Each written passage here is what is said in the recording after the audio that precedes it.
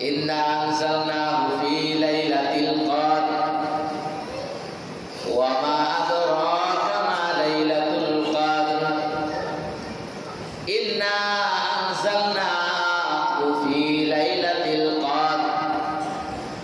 আল্লাহ বলেন এই কদরের রাত্রে আমি আল্লাহ কুরআন নাযিল করেছি লৌহে মাহফুজ থেকে যখন যে সময় প্রয়োজন আমি নবীর কাছে অবতীর্ণ করেছি ওয়ামা আদরাকা মা লাইলাতুল কদর ও পয়গম্বর তুমি কি জানো এই সবে কদরের ফজিলত কি পরিমাণ আমি আল্লাহ দান করেছি মায়ার নবী ডাক দেয়া বলেন আল্লাহ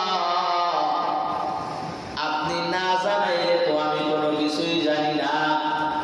আপনি না জানাইলে আমি কোনো কিছু কারোর সাথে বলি না আমি সব সময় আপনার অপেক্ষায় থাকি কখন আপনি আমারে অজানার জ্ঞান জানায়া দিবেন সেই জানানের জ্ঞানগুলো আমি আল্লাহ আমার উম্মতদেরকে জানায়া দিব ওয়ামা আদরাকা মা লাইলাতুল কদর এই আয়াতের পরে নবী যখন বললেন দয়ার মালিক আমি তো জানি না আপনার অপেক্ষায় লাইলাতুল কদরি খায়রুম মিন আলফি শাহর আল্লাহ বলে পয়গম্বর শুধু আপনার জন্য নয়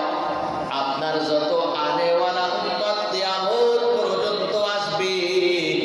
আর যারাই কালিমা গ্রহণ করবে যারাই ঈমান গ্রহণ করবে যারাই আপনার ছায়া তলে আসবে যারাই কোরআন মানবে তাদের জন্য আমি আল্লাহ এমন একটা রাত দান করেছি ও পয়গম্বর সাহাবায়ে কেরামরা যখন মনটা বেজার করেছে আমি আল্লাহ সব কিছুই তো জানি এবং দেখি পয়গম্বর আপনার সাহাবায়ে কেরামদেরকে মনটা খারাপ করতে বলবেন না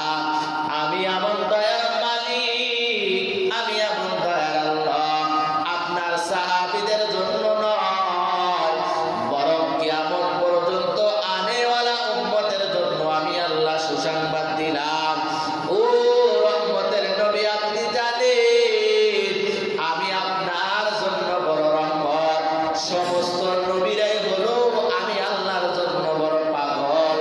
সমস্ত নবীরাই হলো আমি আল্লাহর জন্য বড় আশিক আর আমি আল্লাহ স্বয়ং নবী আপনার জন্য বড় আশিক সুবহানাল্লাহ পয়গম্বর সমস্ত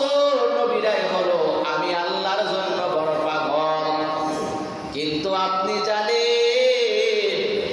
আমি আল্লাহ নিজেই স্বয়ং নবী আপনার জন্যই বড় রহমত এবং বড় পাগল সুবহানাল্লাহ এজন্যই ও পয়গম্বর আপনার উম্মতদেরকে আমি আল্লাহ নৈরাশ করতে চাই না আমি আল্লাহ তো আমার এই শেষ আদরের বান্দা বান্দীদেরকে তৈরি করার পর আমি আল্লাহ জানায়া দিলাম খুলিকাল ইনসানু যায়ীফা তারা তো সারা বছর জিহাদেও কাটায়া দিতে পারবে না সারা মাস রাত্র জাগরণ করে আমল করতে পারবে না এজন্যই আমি আল্লাহ এমন রহমতের আমি আল্লাহ এমন রহমতের মাওলা আমার আদরের বান্দা বান্দীদের জন্য এমন একটা ফজিলতপূর্ণ রাত দিলাম এই একটা রাত যদি কেউ ঈমানের সহিত বিশ্বাসের সহিত ইয়াকিন নিয়ে আমল করে আমি আল্লাহ 1000 মাসের চেয়েও আরো বেশি